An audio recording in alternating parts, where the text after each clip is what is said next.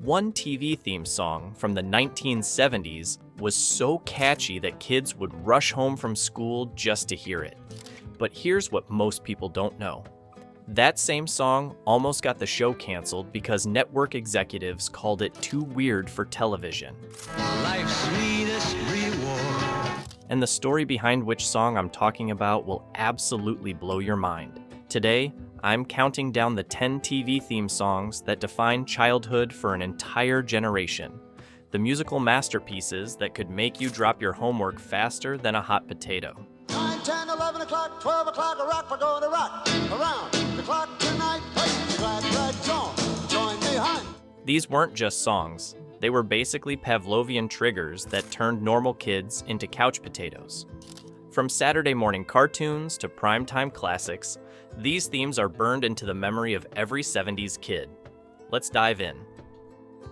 Number 10, The Partridge Family, Come On Get Happy, 1970 to 1974. Come on now and me, everybody. Starting us off at number 10 is the ultimate feel-good family anthem that made everyone want to live in a psychedelic bus, Come On Get Happy, by the Partridge Family. But here's something that'll crack you up. This wasn't supposed to be a real band at all.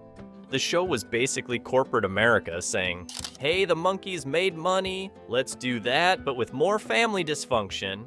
And somehow it worked. Here's the kicker that'll blow your mind. While David Cassidy was actually singing his heart out, the rest of the musical family was basically doing the world's most elaborate lip-sync performance. Poor Danny Bonaduce was playing drums like his life depended on it, but the real drummer was some guy in a studio eating a sandwich.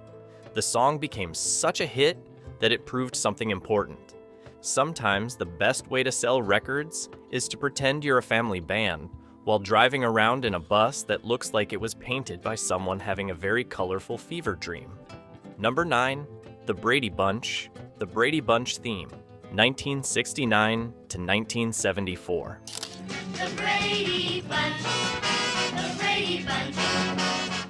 At number 9, we have the theme that convinced America that blending families was as easy as a catchy jingle, the Brady Bunch theme song. Now get this, network executives thought the idea of a blended family was too controversial. Apparently, in 1969, the concept of divorce and remarriage was more scandalous than a talking horse or a witch married to a mortal. Different times, folks. But here's what's hilarious. That iconic 9-square opening, it was basically the 1970s version of a Zoom call, except everyone was actually happy to see each other and nobody was on mute. The song tells you everything in 30 seconds. Here's the story of a lovely lady. And boom, you're caught up. It's like the world's most efficient Wikipedia entry set to music. Modern screenwriters could learn something from this level of exposition efficiency. Number 8, Scooby-Doo, Where Are You? Scooby-Doo theme, 1969 to 1976. Coming in at number 8 is the theme that convinced kids that the best way to solve mysteries was with a talking dog and an endless supply of Scooby snacks. But wait until you hear this. That network executives wanted to scrap the talking dog idea and make it about a rock band instead. Because apparently, 4 teenagers and a Great Dane solving supernatural mysteries was too unrealistic. But a rock band having weekly adventures made perfect sense. The 70s were a wild time for logic. The theme song is basically a job posting set to music. We got some work to do now.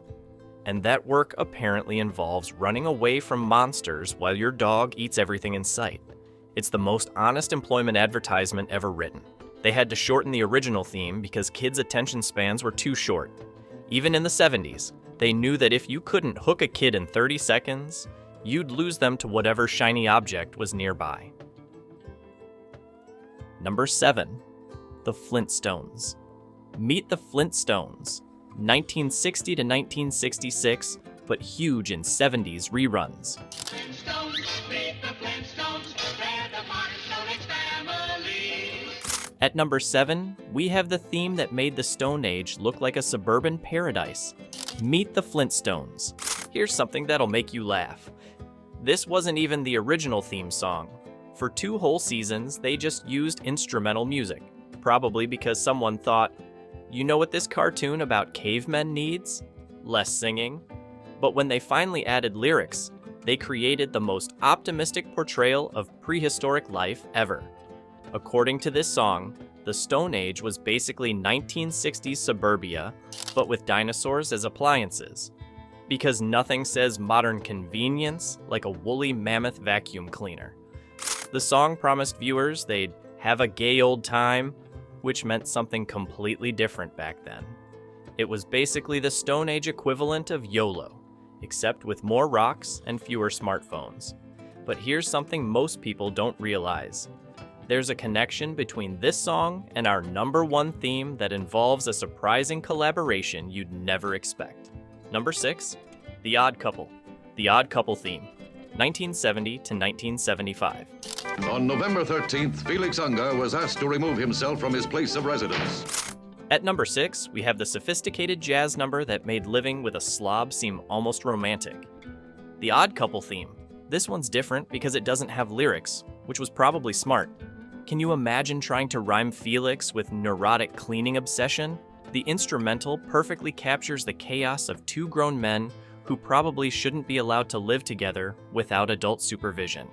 Neil Hefti, who also wrote the Batman theme, basically specialized in making dysfunctional relationships sound cool. The man had a gift for turning psychological disasters into catchy tunes. Fun fact, this theme became more famous than the Broadway play it was based on, proving that sometimes a good song can make people forget they're watching 2 middle-aged men argue about dirty dishes. Before we get to the top 5, let me know in the comments.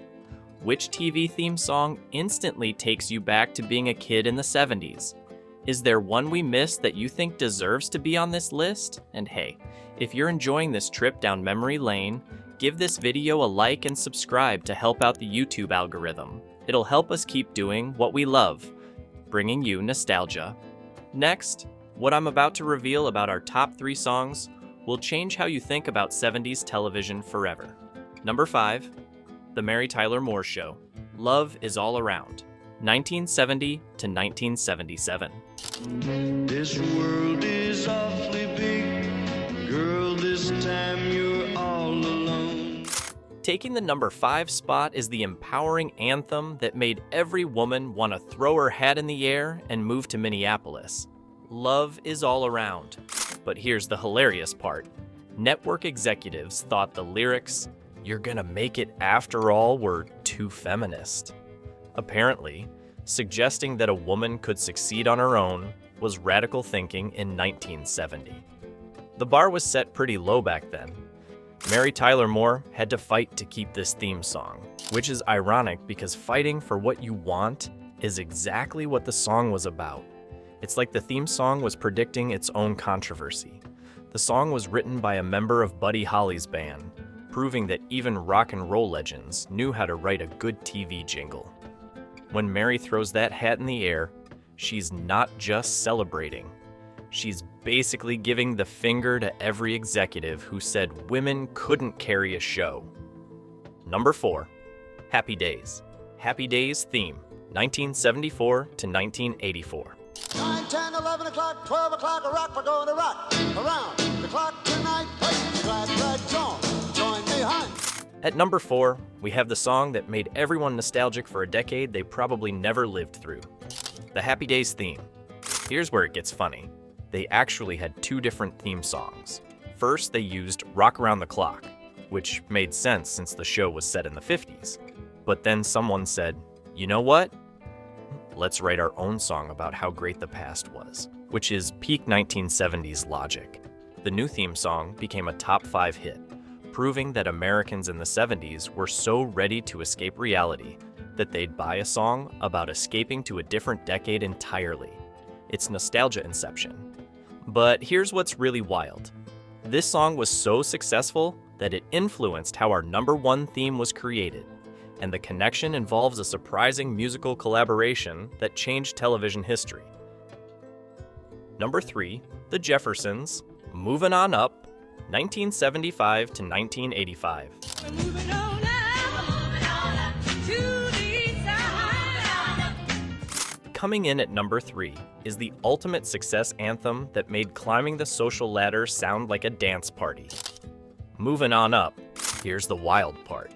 The woman who wrote and performed this empowering anthem had to fight just to get credit for it. Because apparently, in the 70s, the idea that a black woman could write a hit song was almost as revolutionary as the idea that a black family could move to the Upper East Side. The song is basically the American dream set to a disco beat. Moving on up to the East Side became the soundtrack for anyone who ever wanted to upgrade from a studio apartment to something with actual windows. This theme song was so catchy that it's still used today whenever someone wants to celebrate success. It's the musical equivalent of a victory lap. And honestly, we could all use more victory lap music in our lives. Number 2, All in the Family, Those Were the Days, 1971 to 1979. Guys like us, we had it made. Those were the days. Our runner-up at number 2 is the theme song that started more family arguments than Monopoly. Those Were the Days. This song was designed to make you uncomfortable, which is hilarious when you think about it. Most TV themes are trying to make you feel good, but Norman Lear said, "You know what? Let's make people squirm a little." It's like serving dinner with a side of existential crisis. The song is performed by Archie and Edith at their piano, and it's basically Archie's greatest hits of questionable opinions set to music. It's nostalgia with a warning label. Here's the ironic part. Carol O'Connor, who played Archie, was actually a liberal in real life. So every week he had to sing about the good old days, while probably thinking these weren't actually that good for most people. That's some serious method acting. Number 1, The Love Boat. Love Boat theme, 1977 to 1987.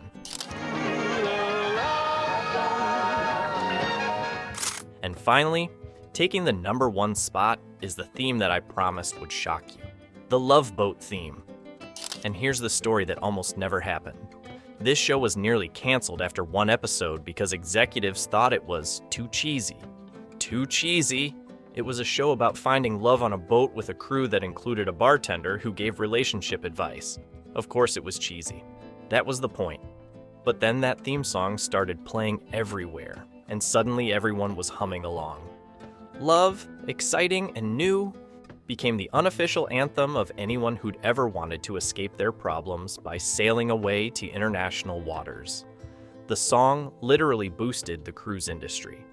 People heard this theme and thought, you know what? I do want to find love while eating at a buffet that never closes. It's the most successful tourism commercial ever disguised as a TV show. The theme promised romance, adventure, and the chance to meet guest stars who were probably just happy to get a free vacation. And honestly, that's still a pretty good deal. These 10 theme songs didn't just introduce TV shows, they became the soundtrack to an entire generation's childhood. They taught us that families could be blended, mysteries could be solved with snacks, and love could be found on a boat with questionable safety standards. From the optimistic chaos of the Partridge Family to the floating fantasy of the Love Boat, these themes captured the spirit of the 70s, slightly ridiculous, eternally optimistic, and catchy enough to stick in your head for decades. The 1970s proved that the best way to get people invested in a TV show was to give it a theme song that told a story, made you feel something, and got stuck in your head forever. It was a simpler time when opening credits actually mattered and everyone knew the words to their favorite shows. Thanks for taking this nostalgic journey with me, and I'll see you in the next one.